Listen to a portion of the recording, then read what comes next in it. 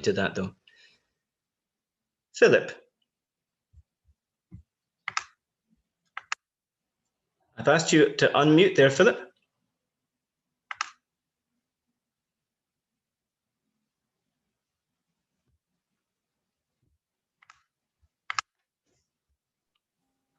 Apologies, I'm having some technical issues, as is wont to be the case with these things. Maybe I'm in business again. No. I cannot see, I didn't print out my text just now, and it's not letting me see all of it. So I'm afraid this will not be quite what the interpreters got sent in advance. I'm delighted to welcome you to this event. It's the last of 3 events organised by the Interfaith Liaison Committee of the UNFCCC. That's the United Nations Framework Convention on Climate Change. And these were arranged to mark the original planned dates for COP26. My name is Philip and I am the chair of Interfaith Glasgow. We are acting as co-hosts of this event alongside our friends Interfaith Scotland. Interfaith Glasgow and Interfaith Scotland engaged with the Interfaith Liaison Committee following a visit to Glasgow by representatives of the World Council of Churches in early February this year. At that time, we thought we were going to be in for a very busy 9 months in the run-up to COP26 starting.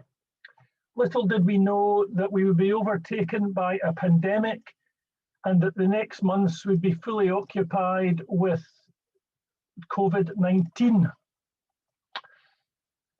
So a couple of months ago, the Interfaith Liaison Committee started to think again about what we should be doing with regard to COP26, and we developed this programme of 3 events, with the final one today hosted from Glasgow on what should have been the 2nd day of the COP. The theme of this programme is hope, hope for the future. And that is a very important thing for us to think about. If we don't have hope, what do we have?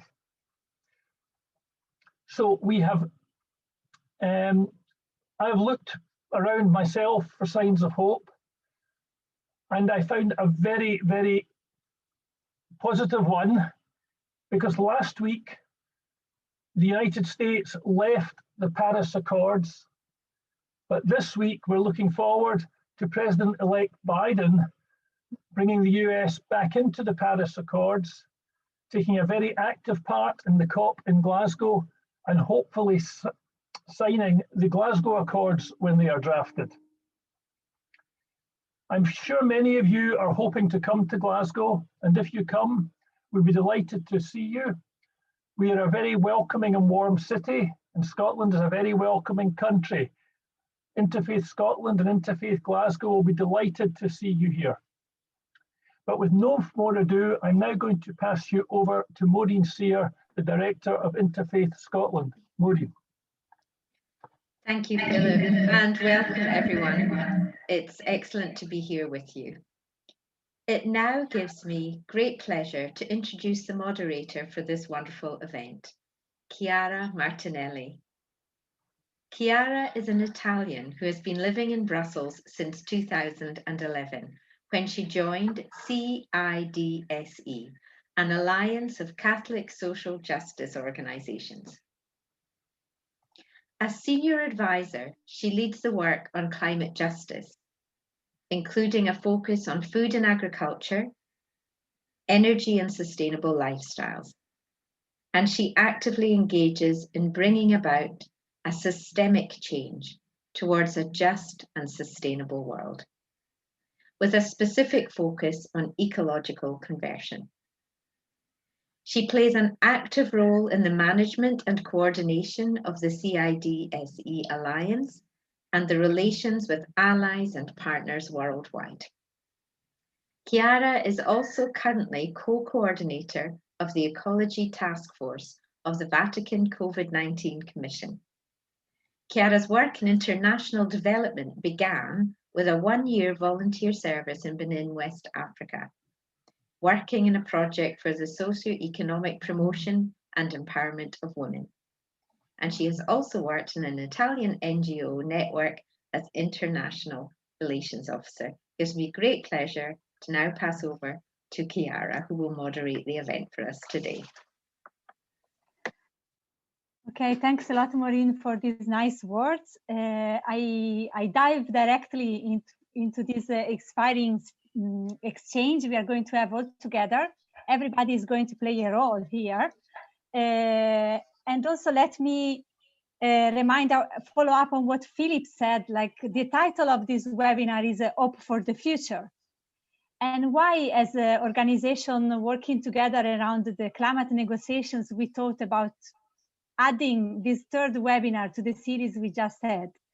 Because we believe that the discussion on climate change and just transition face many obstacles in politics, in public debates, but also in our hearts.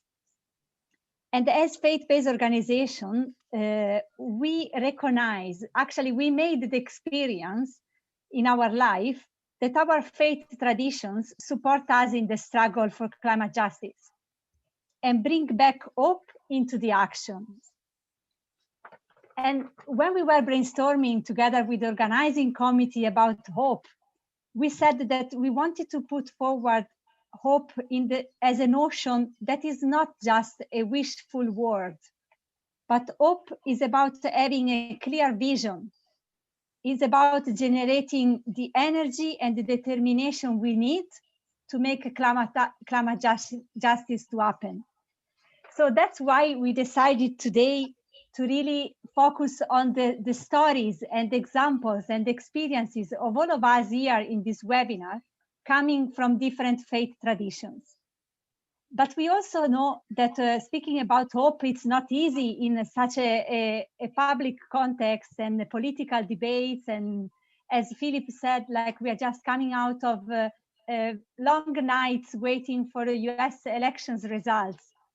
So in order to be in a more enabled mood and mindset, we would like to invite you to really forget about all your deadlines or your work to do for the day, and really take a moment to really dive into this discussion about hope for climate justice.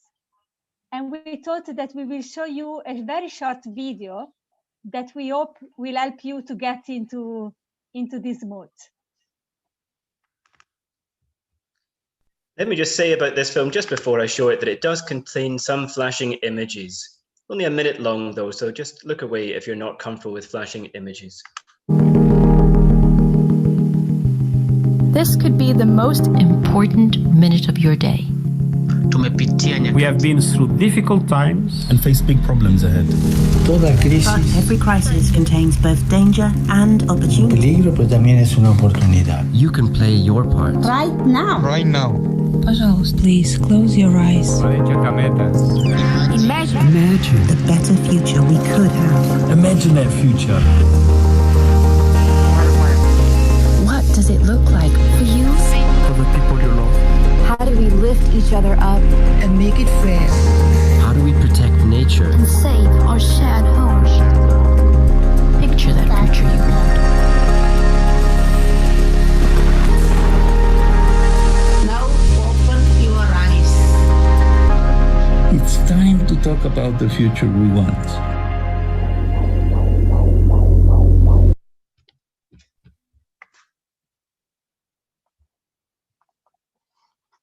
So I really hope that this 1 minute video helped you to get into this, to dive into this exchange. And I strongly believe this conversation is a way to build hope altogether for climate justice. So what we are going to do today is we built a program in 2 parts. So the first part, we are going to listen from 4 great speakers that we are bringing here from all over the world and from different faith traditions. And the second part, we will go also in more in-depth and small discussions groups where everybody can share his or her own thoughts, reflections, and hope. So we will start then introducing our 4 speakers. And I just want also to remind you that as soon as they will start sharing their thoughts and their reflections, the chat will be enabled to allow you to concentrate on the listening. And then towards the end of their input, it will be enable again, so that you can start typing your questions. So don't worry, like keep your questions in mind. You will have time to raise those at the end of the first round of the speakers' input. So I guess now we can see the speakers on the screen. So I'm going to introduce them as soon as you see also them here. So we have Thais. Thais is coming from Brazil, and she represents here the SOCA Institute for the Amazon. We welcome Father Joshrum. Father Joshrum Isaac Kuretan, and I'm sorry for my pronunciation. Father Joshrum is representing here the Vatican, in particular the Dicastery for Promoting Integral Human Development. I welcome Kulekani Sidzwe Magwaza, a youth representative from South Africa, from the Lutheran World Federation. And it's a pleasure for me to meet again online and to introduce you Sister Jenti Kirpalani from the Brahma Kumaris World Spiritual University. So I think even if we are online, you will agree with me in giving also a virtual round of applause for our speakers. And I already thanked them to have accepted this invitation, but also to have accepted that I will be strict on timing to allow like a good exchange for all of us. So I already apologize if I will invite you to wrap up if you are going over the time. So we will do it in 2 rounds. So the first round will be around this question. In your experience, what stories of hope can faith communities offer for action on climate justice? So we really ask you to make a first reflection around this question and bringing in your experience, your faith tradition, your personal thoughts. So I will start with Thais. Please, Thais. Hello, I'm Thais from SOCA Institute of the Amazon, and I would like to compliment Chiara, the panelists, and all participants, and thank you for this opportunity to be part of this important and inspiring debate today. I was born and raised in the periphery of São Paulo, where sustainability is not a regular topic. As a member of SOCA Gakkai, I have learned many principles that supported my decision so far. In Buddhism, all people are worthy of respect due to the limitless potential in their lives, and they deserve an equality-worthy environment. Individuals and nature are inseparable and influence each other, so any individual actions has a result in the environment. In this way, there is nothing that is impossible to transform, because every change starts in the human heart. In my opinion, hope means putting this learning into practice. I decided to follow a career to sake of the people and in the world, and by studying the peace proposal written by Mr. Ikeda every year, I concluded that education is the key to transforming our society and its emerging environmental problems. In 2016, I moved to Manaus in the heart of the Amazon with the purpose of working at SOCA Institute, and I found in that place the possibility of sharing hope. I started to work with environmental education project, and I saw hope and dreams emerging for children's hearts. One of the main educational projects has the students from public schools in Manaus as a participants. They live in the periphery and have to face poverty and violence every day. Most of them have never visited the forest and are actually scared of it. In this project, we bring a different ecological subject throughout a day of different experience in the forest and the nature reserve around the institute. When we talk about Sumauma, which is an Amazonian native tree, We explain how a small seed has the potential to become one of the biggest trees in the forest and provide so many environmental benefits, just like the seeds. And each one of these kids has a wonderful potential to develop an amazing future and contribute to a better world. Our institute also has several tree plantings projects that contribute directly to absorbing CO2 and countering global warming. One project involves planting a tree for every baby born at a certain maternity hospital in Manaus. This helps the family learn that we have to take care of nature just as we take care of our children. I believe faith-based communities convert hope and so many other important principles for climate justice into concrete actions that impact common people's daily lives. It's exactly by uniting common people with shared values such as respect, empathy, and solidarity that a world and just future will be built. Thank you. Thank you very much, Thais, to bring such an inspiring story to kick off this discussion. I just wanted to remind all our speakers, and I remind myself as well, to speak a little bit more slowly to allow a proper interpretation and to move on smoothly. So I pass immediately to Father Joshua then to answer to the same question. Yeah. So hello to everyone. As I speak to you from the Vatican, please allow me to bring you a lot of positive energy and blessings from our beloved Pope Francis. As I was preparing for what to share with you, the scene that came to me is from the Bible, Book of Samuel, chapter 17. There is the kingdom of Israel facing the mighty army of the Philistines, and there is this giant of Goliath. And Israel has no future. I thought that is what we are going through as humanity. The climate crisis is so huge. We are fighting against such big obstacles. Then comes David. God raises the small boy to fight against Goliath, and David wins. Now, walking at the Vatican, this is what I'm seeing around the world. We see from below, from the peripheries, so many movements, so many people coming forward to fight for climate justice, to defend our common home and the common human family. Allow me to cite two examples. In the month of May, a 16-year-old girl, Vivian Haar from San Francisco, wrote Pope Francis through us, saying that she, with her friends, would like to plant 1 million trees in the Sahel.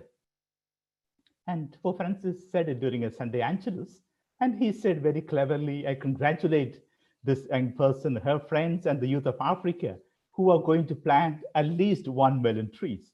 So they asked us, why did Pope Francis say at least 1 million? And we said, because he wants you to plant more. They asked how many? We said, at least 7 million. And now the youths are working to plant 7 million trees. One young person's inspiration. Another example is, it again came from a young person, the idea of a living chapel with plants. Because with the climate crisis, if we need to adopt nature-based solutions, and if we can plant 1 trillion trees, we can respond to the climate crisis by at least by 1/3. Then we allow ecosystems to renew, and rains come back and communities are reborn. And so we propose the idea, living chapels with plants, and each living chapel should give birth to at least 7 chapels and 77 gardens.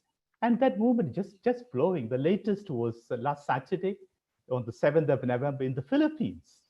They inaugurated a living chapel, and we are going to have hundreds of living chapels and thousands of gardens around the world.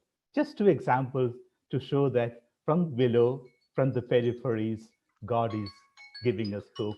Things are moving. Thank you very much.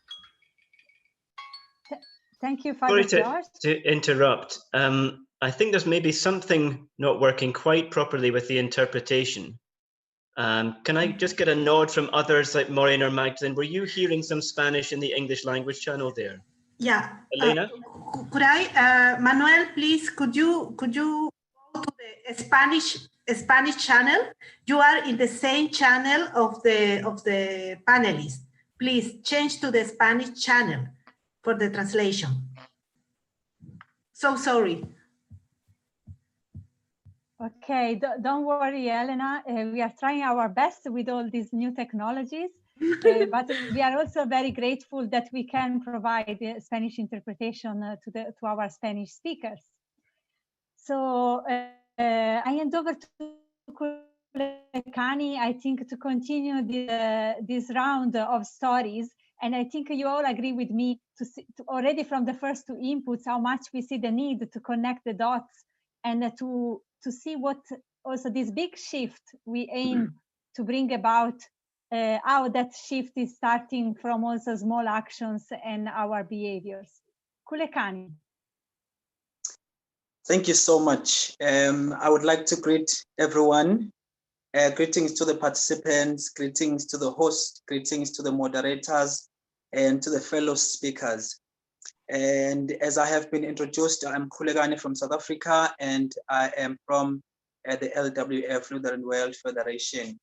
I have a very deep appreciation to the organizers for planning this webinar on an important topic of the hope for the future.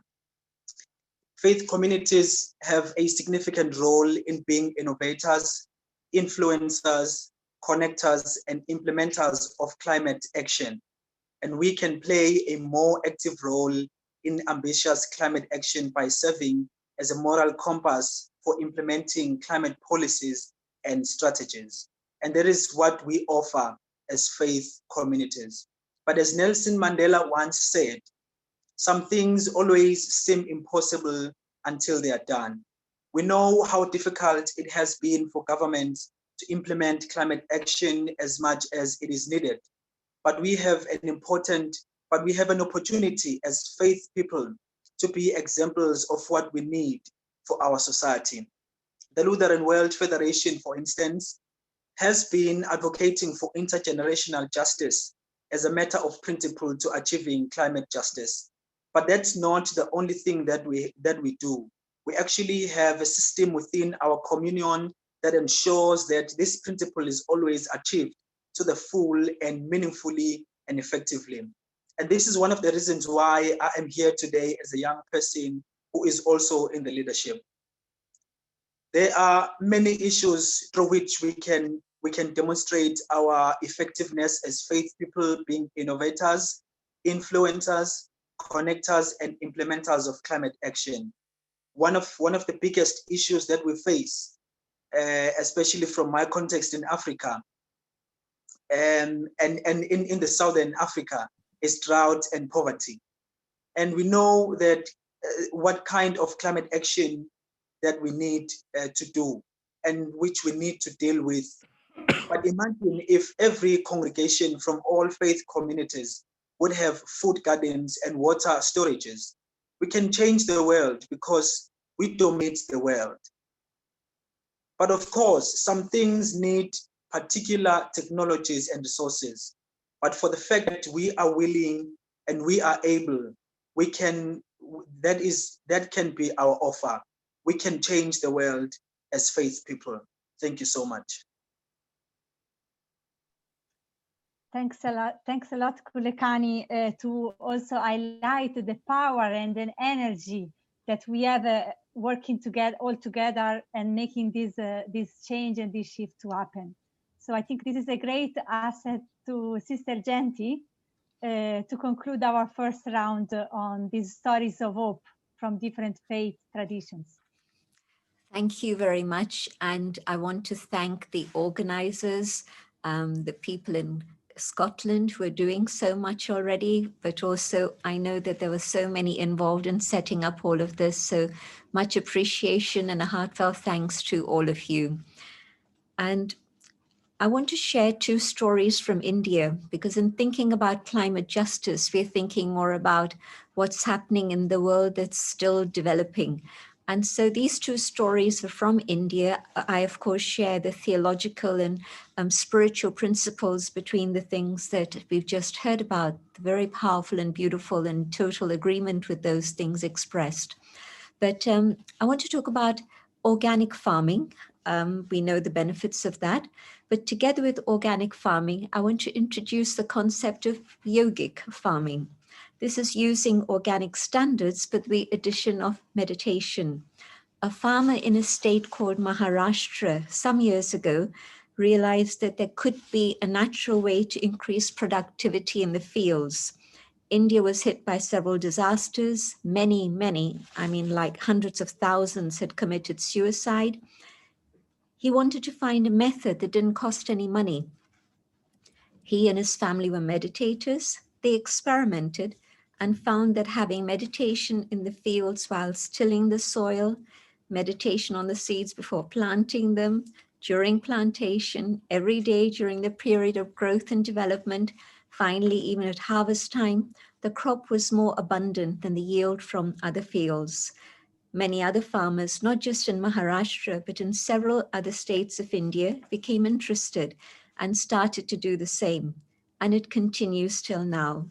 A couple of universities in India have researched all of this and found that the process enhances the growth of good bacteria in the soil and somehow diminishes the impact of pests in the soil. The food value of the crop is definitely more nutritious. And so an example for climate justice. And of course, India has many villages still that still don't have any electricity. And so the Brahma Kumaris distributed literally thousands of solar cookers and lanterns all over India via our network of 8,000 centers in India. And so people have illumination for their family and educational purposes in the hours of darkness. Earlier, villages that had no electricity, everything came to a standstill after dusk. Children are now able to study, families can have their activities. Solar cooking in many places replaced cooking on a fire stove that used paraffin, and that created toxic smoke and was dangerous, of course, if the stove toppled. And also, again, wood fire produced toxic smoke and fumes and depleted the natural environment. So health, safety, and the environment have all benefited. And these solar cookers and lanterns are very, very cheap, and so very easy to have someone sponsor and distribute them. So these are two very practical things that gives me a lot of hope for the future. Thank you. Thank you so much, Sister Genti. And I really invite you all after this first round to think also to yourself, what story of hope can your faith community offer for climate justice? I think it was a great first round, but it's important, I think, also to reflect within our heart, because as we heard at the beginning, also with the help of this video, like this moment, this very much present moment can be our contribution to climate justice as well.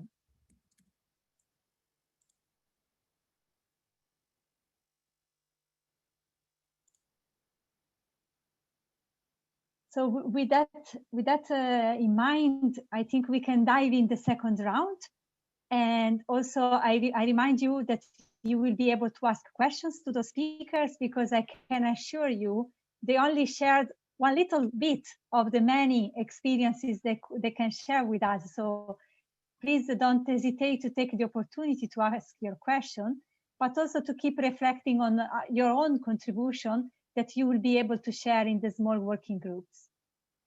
So if I invite our four speakers to dive into the second round, we have another question for you. How can hope inspire and shape a just and sustainable recovery? Indeed, in our work, in our joint work and collaboration towards COP26, we'll be facing the reality that the whole world is facing, like dealing with building a recovery after the pandemic. So if there was a need before to put hope and to shape with hope our messages and our action, even more today. So I'm sure that each of us is doing this experience every day in your work, in your life, in your family. So we will listen again from our four speakers. How can hope inspire and shape a just and sustainable recovery? So I invite you, Thais, to start again. Thank you. So the Soca Institute is located overlooking the dramatic meeting point of the Negro and Solimões rivers, one of the most visited tourist attractions in Manaus. If you visit our reserve today. Thais, sorry, yes. Please try to speak a little bit slower because the interpreters have a hard time to translate you. Sorry, okay.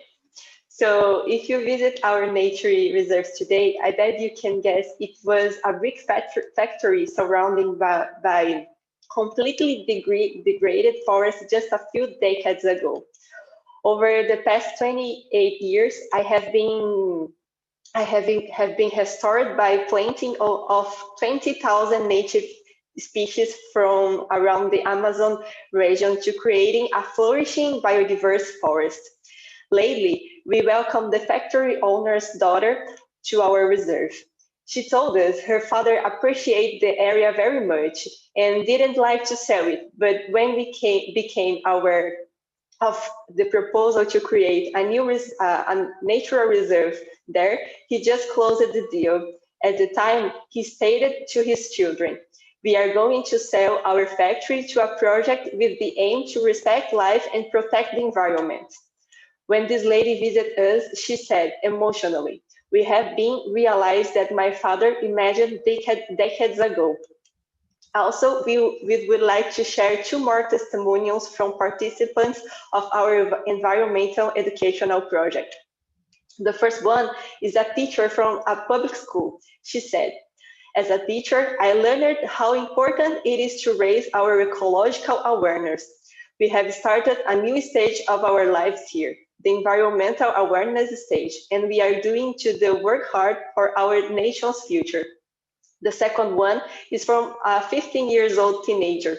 He said, "I confess I didn't like environmental issues because they are boring, but today's visit has changed my mind. I have learned the true meaning of taking care of our environment. Those three stories made me realize that not losing hope, we can make a real change. We can make a difference in the world.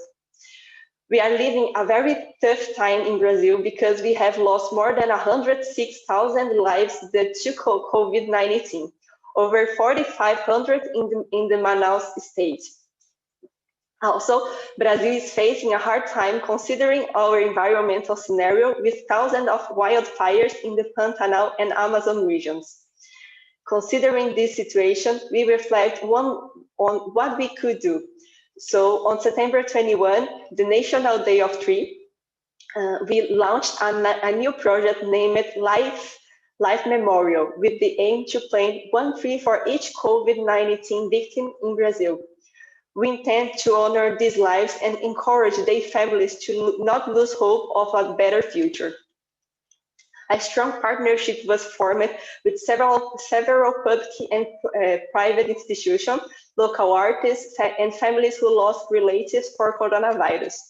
Last week, we brought together the Soca Institute, the Manaus Archdiocese of Catholic Church, and the African-based religions to add new areas for planting to this project and help them to pay tribute to the lives lost in their congregations too.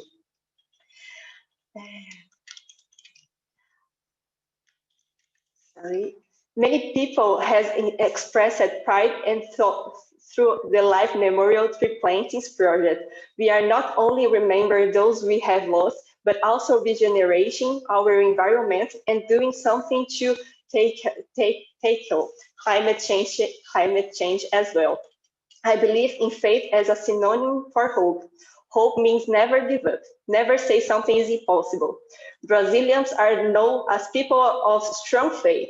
So even though our political, economical, social, and health situation is critical right now, we struggle affecting both of our people and the environment. This feeling of faith, regardless of our religion, is exactly a symbol of hope for our country and the world. Thank you. Thank you, Thais. Father Joshua. Yeah, so how can hope inspire and shape a just and sustainable recovery?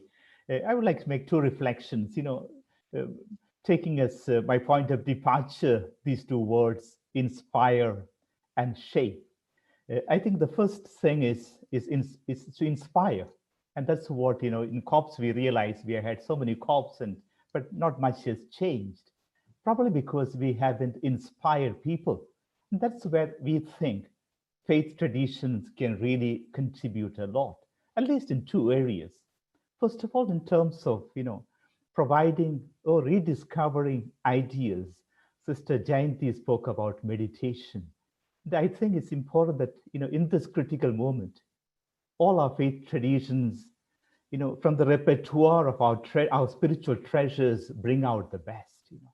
The ideal of care, justice, stewardship in the Islamic tradition, ahimsa, non-violence in the Hindu Buddhist tradition, love and care in Christianity and Jewish tradition. So I think the first thing we can do to inspire is to rediscover these ideals, and along with the ideals, also rediscover our models.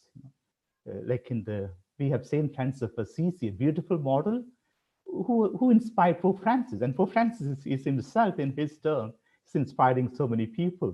Thais spoke about the indigenous leaders, and we can learn so much from them. They are real models who live out stewardship in practice.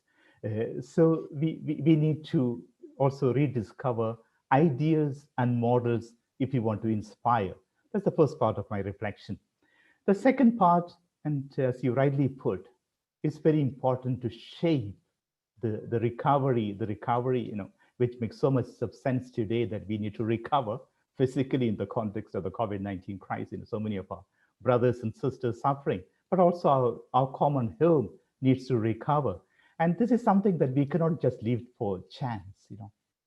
Pope Francis keeps on repeating, we need to prepare the future, not just wait for the future. So we need to strategize, we need to plan. And I would say at least two things. First of all, have a program. Our own faith traditions, our own organizations, don't just leave things to chance. Really program, shape it, and allow me, just a minute to say something about the Laudato Si 7-year plans we are proposing. 7 areas, beginning with families, communities, so parishes or dioceses or villages or cities or communities. Third would be educational institutions, schools, universities, other centers. Fourth would be hospitals and healthcare centers. Fifth would be businesses and farms and all connected with economy. And sixth area would be organizations, foundations, NGOs, communication, mass media, all organizations.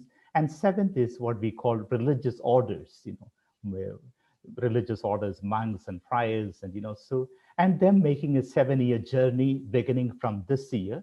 And next year, another big group will join. So we need to strategize and give programs. And the second thing connected with shaping is we need to shape a people's movement from below. Kulkarni spoke about Nelson Mandela. I felt inspired because all those who really brought about change, could be Nelson Mandela or Gandhi or anyone. These are people who not just kept things to themselves. They inspired, but then they created a people's movement, and that is so critical. I want to conclude on that note, because unless, I think the message, and we are convinced of it, when we go to the COP, when we come to Glasgow, or even from virtually we can follow it, we want to show to the world that a people's movement has begun. It is interfaith, ecumenical from below, but it is a people's movement. And the point I want to make is, sociologists tell us that any transformation, any real change will happen only if there is a critical mass.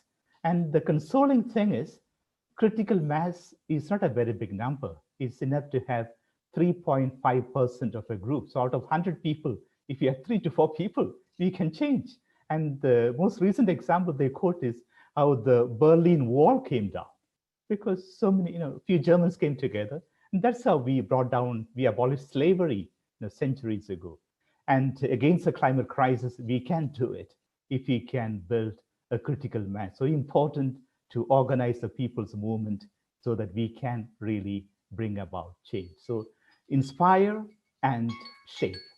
Inspire with values and shape by having a program and creating a people's movement. Thank you very much. Thank you. Thank you very much, Father Josh. Kulekani. Thank you so much. I'd like to say, first of all, I agree with the previous speakers who have already responded to this question. And now, obviously, I need to bring my perspective on this question. So the biggest challenge that the climate crisis and health crisis caused by COVID-19 has been about exposing vulnerabilities and the fragility of creation, including human life. And so when we talk about any kind of recovery, for it to be sustainable, it must be coupled with careful regard on human dignity. What we can offer as faith people is empowerment, which acknowledges the human reality as a multidimensional one. And subsequently, we can take a holistic and interdisciplinary approach when dealing with human life in defense of dignity and justice in the context of faith and hope. And I think this is in agreement of what Father Isaac has just said. In order to recover our economies from distress, we need money and we need to boost economic activities, obviously. In order to recover our livelihoods, we need to employ people and give them more opportunities. Now, in order to sustain our livelihoods, we also need a fairly and just shared economy.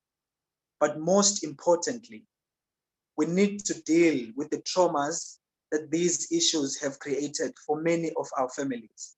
And I'll give you examples of what I mean about that. I'll give you two personal examples around that. In April 2019, there was heavy rains and flooding in Durban, where I live, and 71 people died. And my cousin's child was also one of them. And that was due to the climate crisis. In July this year, my mother's sister's family, they held 5 funerals in 4 weeks repeatedly. And that was due to the COVID-19, the global pandemic that we're facing today. In these 2 occasions, I'm not directly affected, but I can feel the immediate stress, and I feel the trauma that my families have been and are still going through. This is what has been happening with many people in the world, and it continues to happen even as we speak today. We can recover our livelihoods, but how do we deal with human dignity that is constantly jeopardized by climate crisis and COVID-19? How do we deal with the traumas that we have? How do we deal with the long-lasting emotional effects of these problems for many of our families around the world? That is the most important question that we should respond to in order for us to inspire and shape the just recovery and that is sustainable. Our governments do not have any system or mechanism to deal with those problems, but our faith can inspire them. Our hope is that which says nothing like this should ever happen again. Our faith is that which encourages us to reach out to one another, those that are poor and vulnerable. In any religious congregations, or gatherings where we worship, we have 2 kinds of people, and this is my personal opinion on this. There are people who, after our gatherings and worship, are going home to eat, to relax, and prepare for a fresh start. And there are people who also are, after our gatherings and worship, they're going home, but to figure out what will they eat and what would be their next move to get food and how to sustain themselves until we meet up again. This is the problem that we are facing. We may not notice these differences, and that is why we must reach out to one another at all times to bridge these gaps. And once again, even if we do our recoveries, even if our economies recover, even if our livelihoods recover, but there will be traumas and long-lasting emotional effects that these problems would have caused to our families and to our communities. And we as faith people, we are the only ones in this world that can bridge that gap, that can reach out to our people. Now, this is how our faith and hope can shape the change that we want to see. It must be demonstrated in that way. Thank you so much. Thank you so much, Kulekani, to also share your personal experience with us.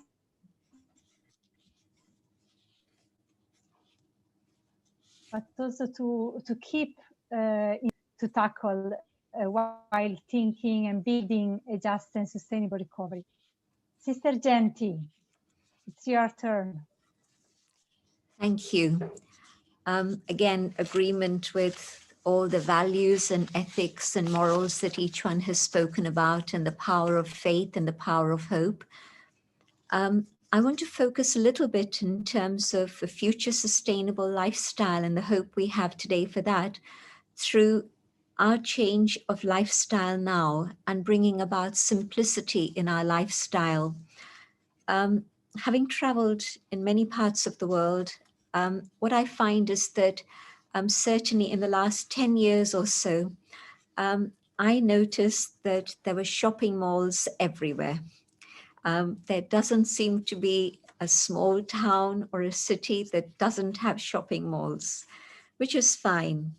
But to me, at this moment, when I see what are the limited resources of the planet and the population of the planet, and to what extent those limited resources can support us for the future, it's not sustainable. And so there has to be a shift in terms of paradigm to be able to make people aware and experience that simplicity in lifestyle is not deprivation, it's not renunciation, but rather, as I simplify my lifestyle, I have all that I need, but yet the things that I really need are the things within. And so when we can help people shift their consciousness and come back to a spiritual awareness, then through that they realize that the happiness they're looking for, the joy they're looking for, the fulfillment they're looking for actually begins inside. And when I change my consciousness and come back to that awareness, then yes, I can deal with having to simplify my lifestyle in a very, very natural way without any struggle or effort or a battle. Within that lifestyle change, I would also add plant-based diet, because I think that one factor alone of switching to a plant-based diet would make a huge difference in terms of what we are doing to the world around us and the other creatures that inhabit this planet of ours.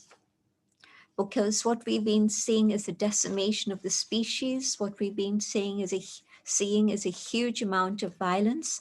And so connecting with ourselves, I think what we've done is through the materialistic lifestyle, we've connected with everything out there, but we've forgotten about taking care of the inner being. And so I see that the power of faith brings about hope for the future, because it shows us that we can experience happiness and joy and abundance by going within. And then, of course, all that we have, we are willing to share with others. There's compassion, there's care and generosity of heart, because the heart is content and fulfilled. So I see this as being something that I think all traditions can understand and help people move along on that journey, so that our dependency on the natural resources, which are fast diminishing, begins to decrease. And after that spiritual pitch, I'd like to share a very practical story again. And this is about renewable energies. And I think if we were to focus more on those, and I think many faith traditions who have the resources have divested from fossil fuels to renewable energies. But I just want to explain on a very practical level what happened at the bottom of the mountain in Abu, where we live, where we have our headquarters. We took over a huge area, and we actually created huge parabolic mirrors, and everything was done with taking local people in to train them and equip them with the skills that they would be needing to be able to construct a whole field of parabolic mirrors that moved with the sun. The net result of all of this, which is called India One, is a solar thermal power station that's able to supply electricity for the needs of our township of about 20,000 at the bottom of the mountain. And what happens there is that there's electricity available day and night, because the functioning has been such that through our own development and research, we've been able to find ways to preserve that energy, conserve that energy for use during the night. But not only that, our feeling is that any knowledge is a gift from above, like the sunshine, to be shared, and so has to be made freely available to all. So UNDP for a full year asked us to invite industrialists to come and learn about solar technology and to see how it was operating in a very practical way. And so we've had groups come from industry and also some local businesses and so on. And they've taken training to see how to make this thing happen for themselves, so that that technology can be moved on and passed on to others also. So yes, definitely I see a better future for all of us ahead. And I know that it's that spiritual consciousness that doesn't see limits, but sees beyond limits. And so, yes, we can share hope for the future. Thank you. Thank you. Thank you very much, Sister Genti. So first of all, let me highlight that now you can ask your question if you didn't done yet in the chat. And there are people that are collecting one question for each of the speaker. So while we prepare for that, let me just repeat again, like, first of all, the great gratitude for your inputs so far to our four speakers. And I noted for myself that I think it is shaping a just and sustainable recovery. Sometimes we kind of get lost in the policy details of what that means. But I heard from you all really like a call to link up concrete actions, concrete policy to our inner ourselves. And I liked a lot how you put it, Sister Genti, on being spiritually aware of the change and the hope we want to bring about. So I think that is probably the flavor that is peculiar for all of us here coming from different faith traditions. So I hand over to Maureen for the first question. And I just alert our speakers that we will do the round in the other way around. So we will start with Sister Genti for the questions round. Maureen, please. Yeah, thank you. Firstly, can I say thank you so much, Sister Genti, for your deep wisdom. It's really, really appreciated. And the practical things that you've also said that people are becoming more and more aware of through vegetarianism, renewable energy, prayer and meditation, and connecting with our inner being. There was a lovely question in the chat that I think one of the things perhaps that we need more of from the wealthy West is empathy for the poor and the suffering in our world. And someone made a suggestion, and I just wonder what your thoughts would be on that. They said, could the interfaith group set up a global one-to-one for all movement, where one individual family in the global north is linked to a family in the global south, and on a one-to-one basis, reaching out to each other and journeying through this climate journey, this climate emergency together. And perhaps, I mean, just I wonder if you might be able to just touch on the importance of empathy, and perhaps this is a great idea for increasing empathy. Thank you, Maureen. And yes, I do think it's a great idea because, you know how when I was young, I don't know about today, but when I was young, at school, we were encouraged to have a pen pal in another country. And so I don't know who writes letters now, but there's instant communication through technology. But I found that through that communication, it was such a lovely relationship that built up not only with that individual, but with her family. And so there was a reaching and connection of hearts. And so definitely empathy is much, much easier if there's a face that you can connect to rather than just an abstract notion of poverty. But if I know a family that I'm connecting to and I can see how a little bit that I can contribute to help them is actually a massive difference in their lifestyle or their education of the child or anything that might be necessary. So I do think it's a beautiful idea, and I hope that it catches on. And I do think it would make a huge amount of difference in being able to actually feel what another is going through, which is what empathy is about, so that then I can do what it is I can to support and help. Thank you. Thank you, Sister Janty. And thank you also, Francine Hardwick, for the question. Okay, so now is the turn of Philip. Chiara, can I just come in just briefly before Philip's question?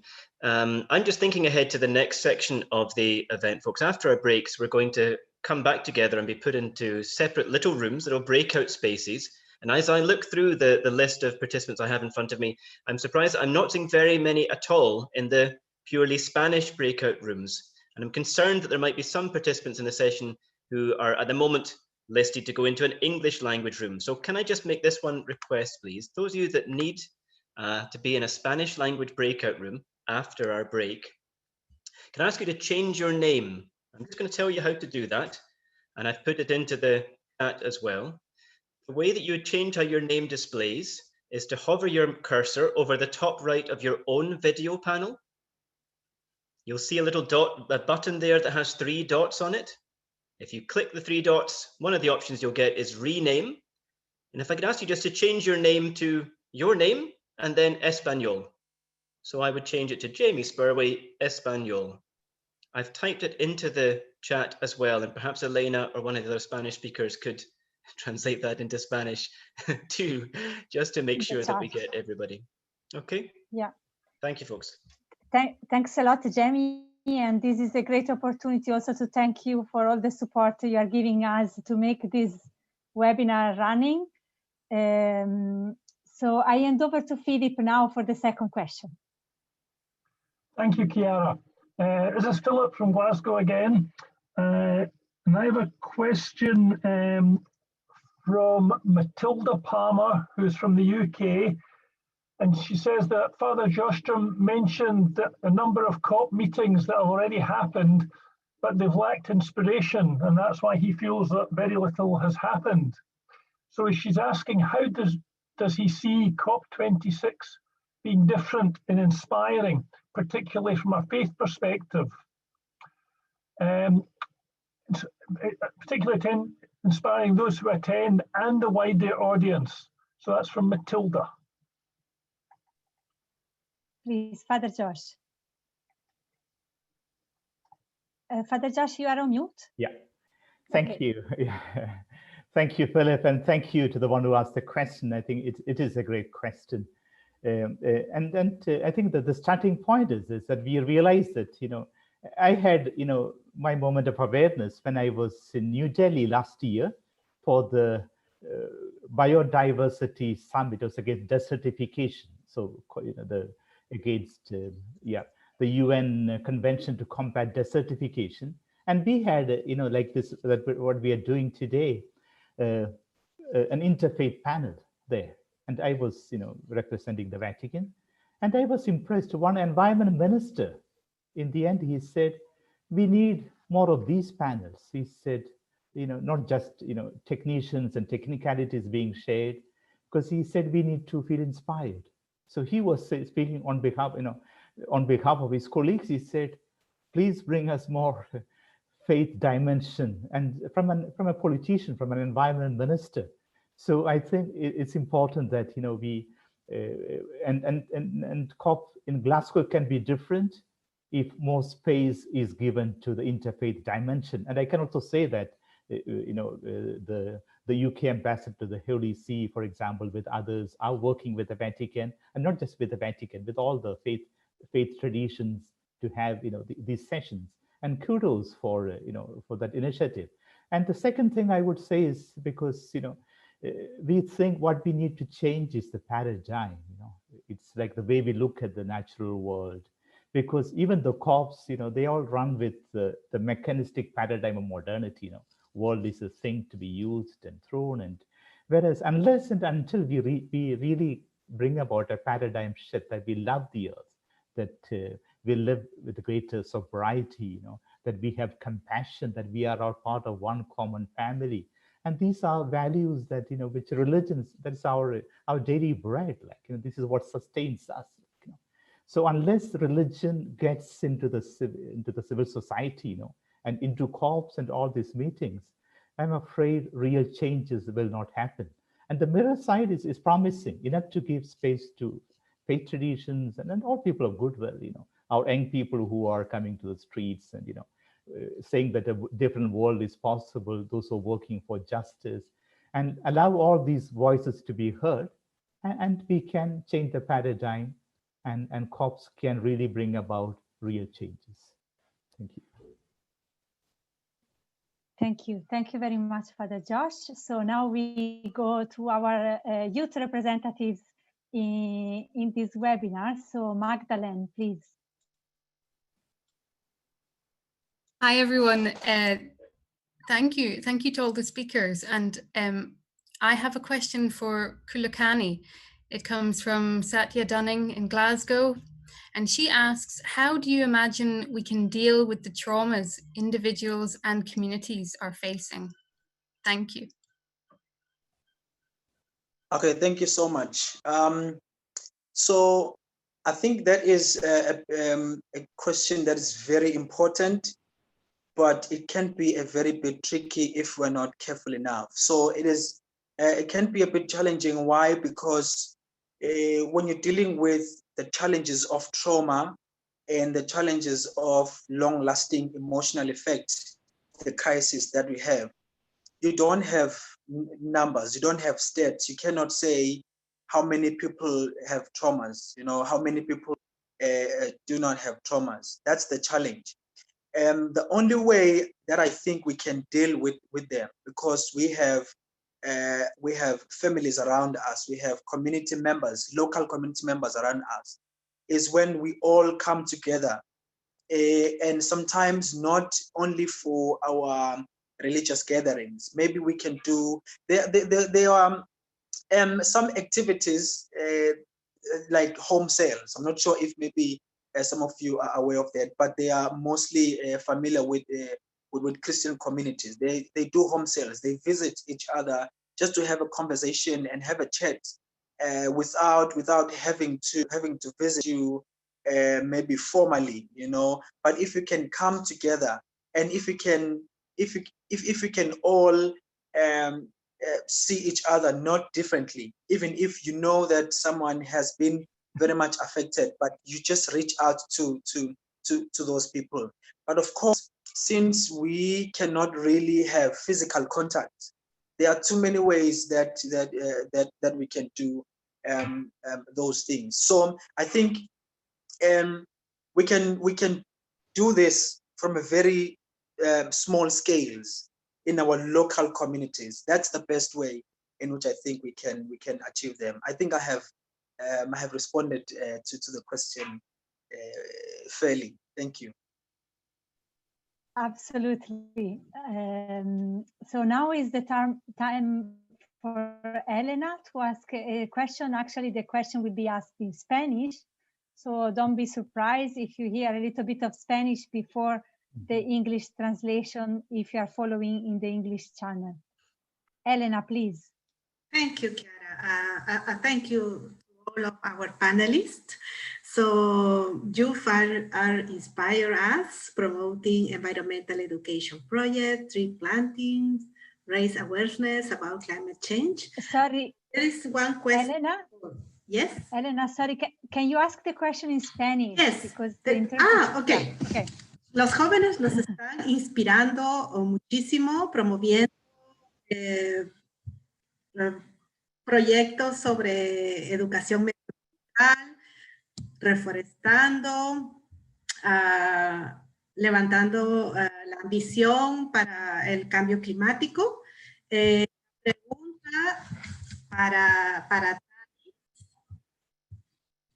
hemos visto cómo los jóvenes están iniciando todos estos movimientos climáticos. ¿Cómo puede la fe enriquecer estos movimientos? Ok, gracias. Bueno, yo acredito que en el mundo nosotros vimos muchos ejemplos de jóvenes cambiando el mundo, como Greta, por ejemplo. Sorry. Entonces, yo acredito que la juventud de hoy tiene mucha inspiración, mucha fuerza, mucha fuerza de voluntad de cambiar el mundo.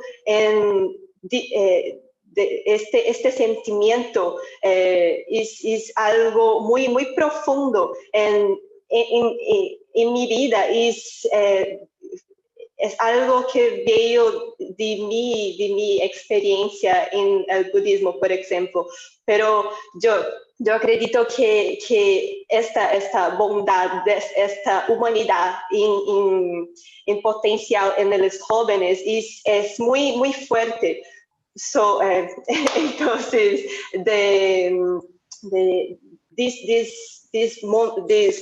sorry, estoy confundiendo los idiomas.